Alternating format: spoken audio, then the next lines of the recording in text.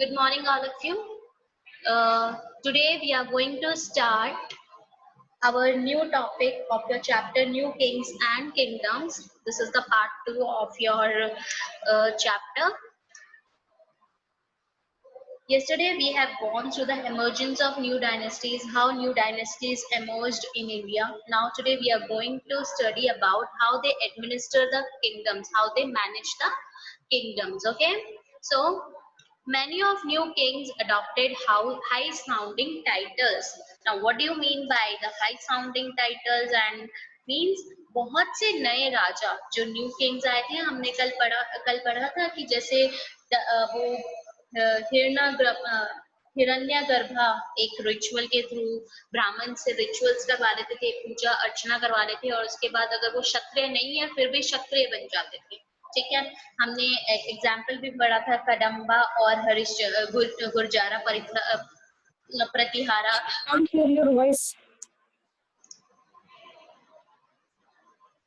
गुर्जारा प्रतिहारा के बारे में। ठीक है, तो ये क्या है, ये न्यू डायनेस्टीज बनी थी, न्यू डायनेस्टीज एमर्ज होके आए, उन्होंने अपने किंगडम्स बनाए। ठीक है, तो बहुत से न्यू किंग्स ने ना, नए राजा जो आ रहे थे, उन्होंने अपने लिए क्या लिए, हाई साउंडिंग टाइटल्स, मतलब बहुत जो सुनने में बहुत अच्छे लगते हैं, ग्रेट होते हैं। ठीक है, एक्स्ट्रावेजेंट जो टाइटल्स होते हैं उन्होंने अपने लिए अडॉप्ट किए, अपने लिए निकाले। जैसे महाराजा आधिराजा, इसका मतलब क्या होता है, great king, overlord of kings. उन्होंने अपने आप को महाराजा आधिराजा बोला। Tribhuvana Chakravartin, lord of the three worlds. ठीक है, उन्होंने अपने आप को बोला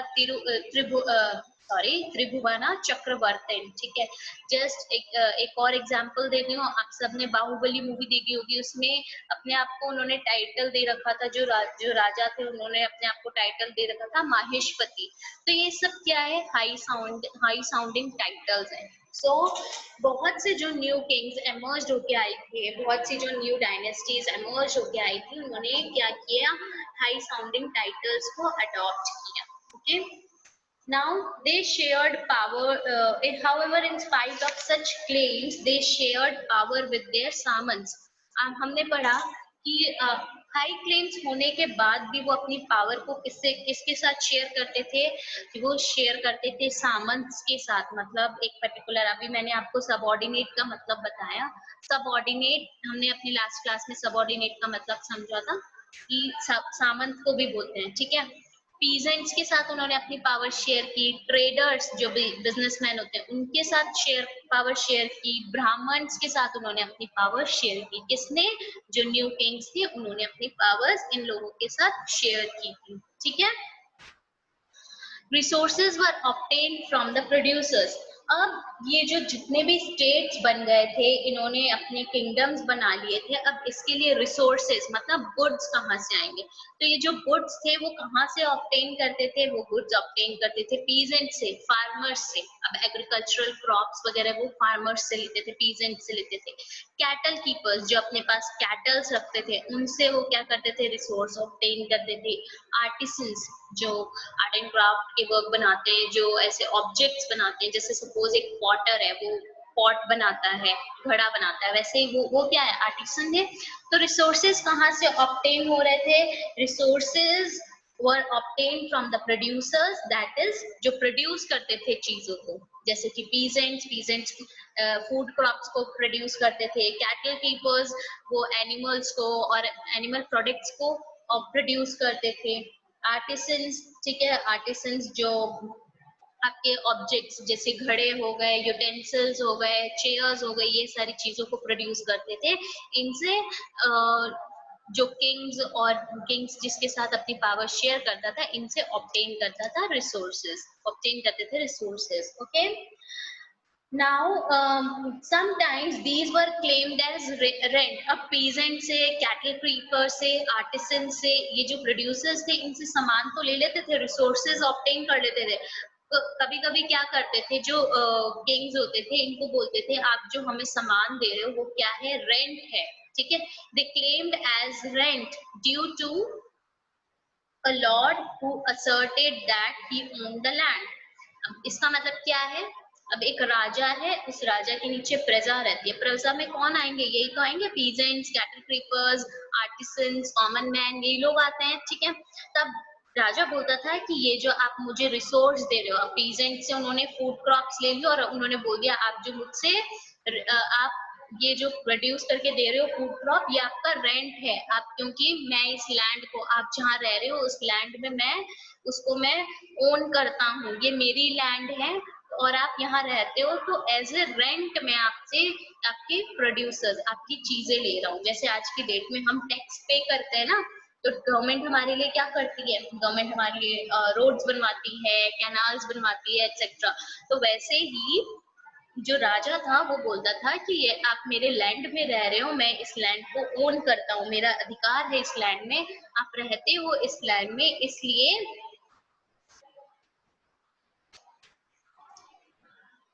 हेलो। इसलिए हाँ hello ma'am.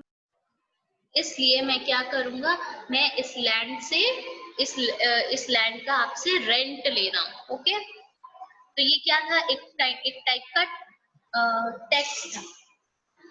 After that revenue was also collected from traders, traders से रेवेन्यू लिया जाता था, रेवेन्यू का मतलब क्या है, टैक्स लिया जाता था, ठीक है। रिसोर्सेज यूज्ड एज, जो रिसोर्सेज ली जाती थी, रिसोर्सेज मतलब गुड्स, ठीक है, रिसोर्सेज जो ली जाती थी वो किसके यूज आती थी, finance the king establishment, finance मतलब इन्वेस्ट करना, जो पैसा लगेगा। अब बहुत सारे ऐसे टेम्पल्स बनवा कंस्ट्रक्ट करवाते थे, फोर्ट्स बनवाते थे, ठीक है, स्कूल्स बनवाते थे। तो जो किंग के स्टैब्लिशमेंट के लिए जो चीजें जरूरत होती है उसको फाइनेंस करते थे, ये जो रिसोर्सेज थे उसका खर्चा उठाते थे, ठीक है। Construction of temples and forts, temples को कंस्ट्रक्ट करने में, फोर्ट्स को, किलों को बनवाने में यूज किए जाते थे। फाइट वॉर्स, वॉर्स को फाइट करने में, लड़ने के लिए अब भी तो बहुत चीजें चाहिए, कि वेपन्स चाहिए होंगे, तलवारें चाहिए होंगी, तो ये सब वॉर को लड़ने के लिए रिसोर्सेज का यूज किया जाता था। और अब वॉर के बाद अगर वो जीतते थे तो उनके पास क्या आता था, एक्विजिशन ऑफ वेल्थ। अब उनकी वॉर जीत चुके हैं, अब जो भी हारा है उसकी वेल्थ अब क्या होती है, उस राजा की हो जाती है, उस राजा का लैंड जो है अब उनके पास उनका एक्सेस हो जाता है, मतलब वो लैंड उन्हीं की हो जाती है। एंड ट्रेड रूट्स, अब ट्रेड रूट होता है कि अब हर एक एरिया में ना ट्रेड के, हम यहाँ पे बिजनेस हम ही कर सकते हैं। अगर उस राजा ने फाइट करके वॉर जीत लिया है तो अब वो ट्रेड रूट्स भी उनका हो जाता है, मतलब अब ट्रेड कर रहा है, बिजनेस कर रहा है, तो उनको क्या होगा, उससे उससे बेनिफिट्स भी होंगे, ठीक है। तो ये रिसोर्सेज इन चीजों में यूज किए जाते थे। नाउ द फंक्शनरीज, वेट बेटा,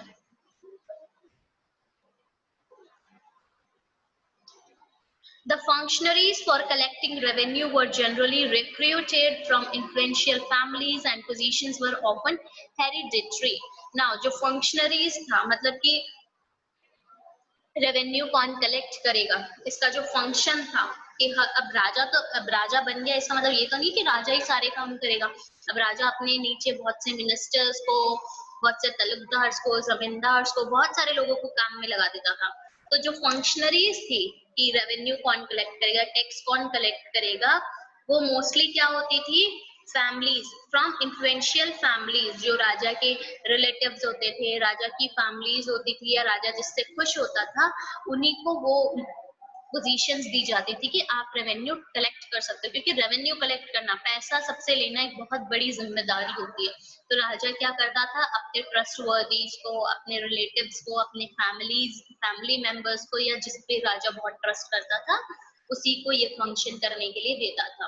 and positions were often hereditary, hereditary का मतलब क्या होता है, जो फैमिली में ही होते हैं, ठीक है। जैसे राजा है, राजा का बेटा जो है वो क्या है, हेरिडिटरी हो गया, राजा के बस फैमिली वाले मेंबर्स, ठीक है। That positions were often hereditary, मतलब वो पोजीशंस अपने फैमिली मेंबर्स को ही दी जाती थी, ठीक है। Now there is a box in your book, 400 taxes. Now what is 400 taxes? The inscriptions of the cholas who ruled in Tamil Nadu, chola dynasty Tamil Nadu में rule करती थी, जो इंस्क्रिप्शंस थे, मतलब उनके जो वॉल्स पे जो इंस्क्रिप्शंस थे, refer to more than 400 terms for different kinds of taxes. उन्होंने 400 टर्म्स 400 टर्म्स यूज की थी डिफरेंट काइंड्स ऑफ टैक्सेस के लिए। डिफरेंट डिफरेंट काइंड्स के टैक्सेस लिए जाते थे और उन टैक्सेस के लिए 400 टर्म्स उन्होंने यूज किए थे। ठीक है, अब जैसे आज के टाइम पे अलग अलग टैक्स होते हैं, इनकम टैक्स, सेल्स टैक्स और अलग अलग सर्विस टैक्स एक्सेट्रा, वैसे ही उस टाइम पे भी क्या होता था, अलग अलग टाइप के टैक्सेस थे और उनको उन्होंने 400 टर्म्स दिए थे टैक्सेस के, different different terms, different different kinds of taxes. The most frequently mentioned tax is वेटी। जो मोस्ट फ्रीक्वेंटली यूज किया जाता था टैक्स, वो क्या था, उसका नाम वेटी था। ठीक है, अब वेटी क्या था, ठीक है, taken not in cash but in the form of forced labour. Now देखो, अब वो वेटी जो टैक्स था वो क्या था, उससे वो पैसे नहीं लेते थे लोगों से। उस टाइम पे वो क्या करते थे, लोगों को फोर्स्ड लेबर की, उनको ना जबरदस्ती काम करवाते थे और पैसा भी नहीं देते थे। वेटी भी एक इस टाइप का टैक्स था। एंड काडामाई और लैंड रेवेन्यू, या फिर लैंड रेवेन्यू, लैंड रेवेन्यू के रूप पे लिया जाता था कि आप लैंड, हमने आपको ये लैंड काम करने के लिए दी है, तो अब आप क्या करोगे, दिन में 4 घंटे आप हमारी लैंड में काम करोगे। तो वो क्या करते थे, पैसा नहीं लेते थे, वो लेबर की तरह उनसे काम करवाते थे। ठीक है, There were also taxes on thatching the house. Thatching the house मतलब कि हाउस बनाने के लिए, उस टाइम पे कच्चे हाउस ज्यादा होते थे, तो पीटना होता था बहुत सारी चीजों को, वो जैसे जो पेड़ वेड़ की खाले होती है उसको ना ऐसे पीटना होता था, तो थैचिंग मतलब पीटना होता है, तो पीटने। There were also taxes on thatching the house, कि हाउस को थैच करने के लिए भी आपका टैक्स लगेगा। The use of a ladder to climb palm trees, ठीक है, आप लैडर का यूज कर रहे हो ट्रीज पे चढ़ने के लिए, तो उसका भी टैक्स लगेगा। Assess on a succession to family property etcetera, कि अगर फैमिली प्रॉपर्टी आपको चाहिए तो उसके लिए भी क्या है, आपका टैक्स लगेगा।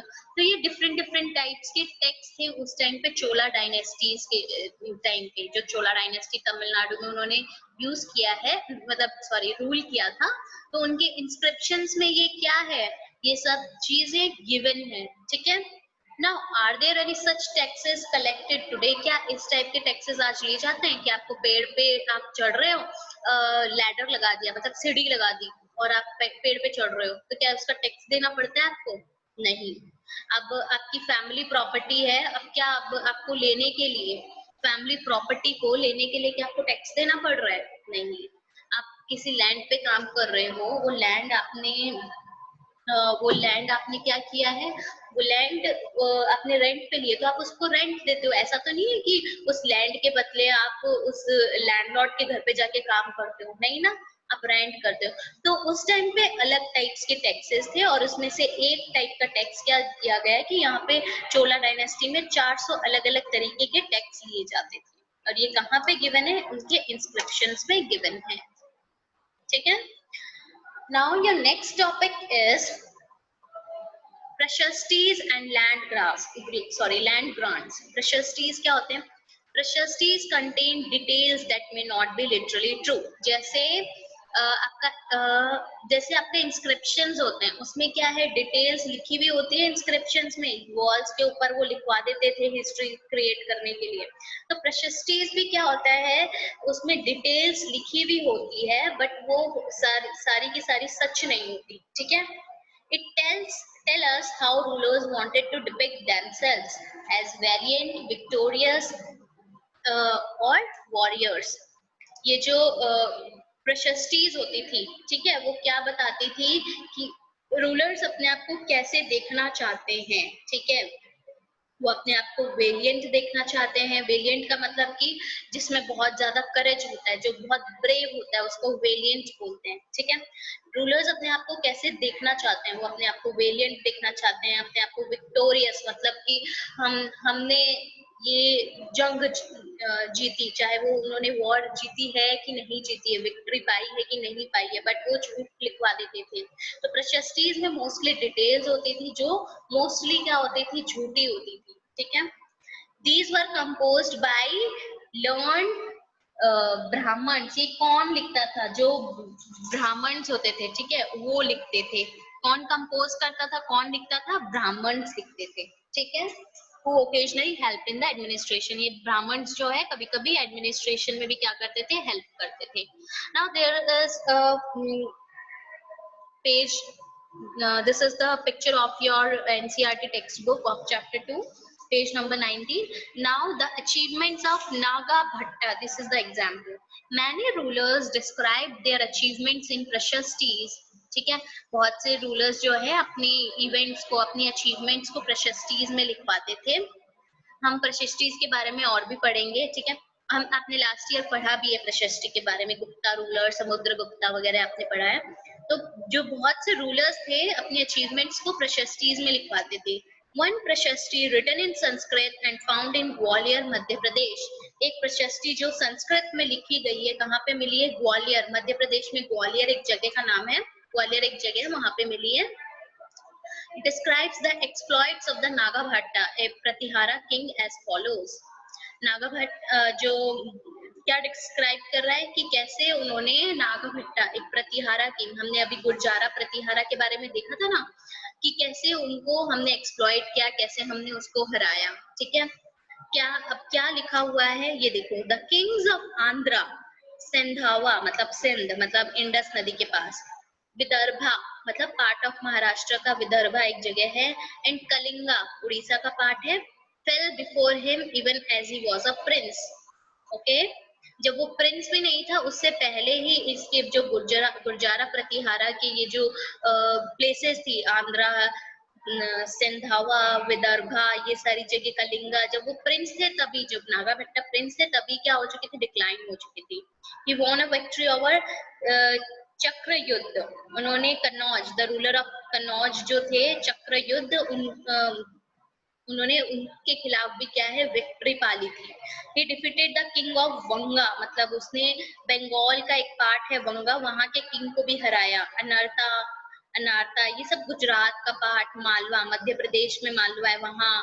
किराता, ठीक है, जो फॉरेस्ट पीपल्स है उनको किराता बोलते हैं। तुर्क्स टर्क्स जो थे, वत्स मत्स्य, ठीक है, मतलब नॉर्थ इंडिया के। इसमें इतना एग्जैजरेट करके ये सारी चीजें बताइए कि जो नागाभट्टा थे उन्होंने कितने लोगों को एक्सप्लॉइट किया है, ठीक है। उन्होंने आंध्र प्रदेश, विदर्भा मतलब उड़ीसा और बहुत सारे लोगों को हराया है। ये एग्जैजरेट करके झूठी चीजें मोस्टली क्या है लिखी जाती थी प्रशस्तीज में, ठीक है। कुछ चीजें सही भी होती होंगी बट मोस्टली क्या होती थी? झूठी होती थी। Now, the picture you have seen in your screen, it is a set of copper plates. Copper plates हैं, ठीक है, copper is a metal. Copper plates है recording the grant of land made by a ruler in the 9th century. ठीक है, कि rulers जो अपने हाँ, इसमें किसकी रिकॉर्डिंग्स हैं? वो इसकी रिकॉर्डिंग्स है इस कॉपर प्लेट्स में, कि रूलर्स ने कौन सी लैंड को ग्रांट किया है, बनाया है, कैप्चर किया है 9th सेंचुरी में। किसमें लिखा है? Partly written in Sanskrit and Tamil, Tamil में और संस्कृत में ये लिखा हुआ है। ये जो रिंग देख रहे हो ये सारी कॉपर प्लेट्स को होल्ड करके रखती है। और यहाँ किससे सिक्योर है ये सिक्योर है रॉयल सील। हर एक किंगडम का उनका खुद का सील होता था, उससे ये क्या है? सिक्योर्ड है, to indicate that this is an authentic document. और सील किस लिए यूज की जाती थी? सील से हमें पता चलता था कि ये ऑथेंटिक मतलब सही डॉक्यूमेंट है, ठीक है, झूठा नहीं है, सही डॉक्यूमेंट है। So kings often rewarded Brahmins by grants of land. अब ब्राह्मण्स को क्या है? रिवॉर्ड करते थे, पैसे देते थे कि आप हमारे बारे में ऐसे लिखो तो हम, और तो किंग्स उन्हें बहुत से पैसे देते थे, जेवर देते थे, बहुत से रिवॉर्ड करते थे। These were recorded on copper plates. ये जो प्रशस्तीज थी मोस्टली कहाँ पे रिकॉर्ड की जाती थी? कॉपर प्लेट्स में रिकॉर्ड की जाती थी, which were given to those who received the land. और जिसे भी वो लैंड रिसीव की जाती थी उसको वो कॉपर प्लेट्स दे दी जाती थी, ठीक है। Now one more picture what was given with the land. अब लैंड के साथ क्या दिया जाता था? We have, ये भी एक चोला डायनेस्टी का सेक्शन है जहाँ पे क्या लिखा हुआ है? We have demarcated the boundaries of the land by making earthen embankments as well as by planting thorny bushes. This is what the land contains: fruit bearing trees, water, land, gardens and orchards, trees, wells, open spaces, pasture land, a village and hills, platforms, canals, ditches, rivers, slit laden land, tanks, granaries, fish ponds, beehives and deep lakes. अब क्या है, हर एक चीज की उस land में कि यहाँ पे हमने क्या है, पेड़ पौधे उगाए हैं, यहाँ पे फ्रूट्स उगते हैं, यहाँ पे पानी के लिए तालाब है, गार्डन है, ट्रीज है, प्लेटफॉर्म्स है, सब कुछ मेंशन कर दिया उन्होंने इस जो कॉपर प्लेट का ये लैंड ग्रांट होता था उसमें। He who receives the land can collect taxes from it. अब उसने लिखा है कि जो भी ये लैंड रिसीव करेगा वो इन चीजों के लिए टैक्स ले सकता है, ठीक है। वो जुडिशियली ऑफिसर्स क्या कर सकता है, इम्पोज कर सकता है, ठीक है, रख सकता है टैक्स लेने के लिए, फाइन्स लेने के लिए, ठीक है। The tax on betel leaves, पान के पत्तों पे आप टैक्स ले सकते हो, क्लोथ पे ले सकते हो, व्हीकल्स पे ले सकते हो, ठीक है। जो भी large, he can build large rooms, ठीक है। वो अपने घर में, पहले अब सबको लार्ज रूम्स बनाने की इजाजत नहीं होती थी, वो अपने घर में बड़े बड़े रूम्स बना सकता है, ठीक है। अब stories made of baked bricks, ठीक है। अब स्टोर्स बना सकता है, मतलब छत बना सकता है, पक्के घर बना सकता है, ठीक है। कुएं खुदवा सकता है, वो ट्रीज को प्लांट कर सकता है, वो कैनाल्स इरिगेशन के लिए इंस्ट्रक्ट करवा सकता है। he should ensure that water is not wasted. तो ये सारी चीजें क्या है, गिवन थी इन प्रेशस्टीज में कि जिसको भी ये लैंड मिलेगा उनको ये सारी चीजों की क्या होगी, परमिशन होगी। List all the possible sources of irrigation mentioned in the inscription and discuss how this might have been used. Now इसमें जितना भी जो भी लिखा गया है, अब इसके बारे में आप पढ़ोगे। I will ask you tomorrow कि क्या गिवन है, क्या क्या लोग यूज करते थे उस टाइम पे, क्या सोर्सेस थे इरिगेशन के लिए, ठीक है, खेतों की सिंचाई की क्या सोर्सेस थे, ये सारी चीजें आप क्या करोगे, कल इसमें से पढ़ के मुझे बताने वाले हो कि क्या होता था, okay. Thank you for joining the class, everyone. Please take care of yourself and read the chapter carefully. And if you find any doubt, please do ask me.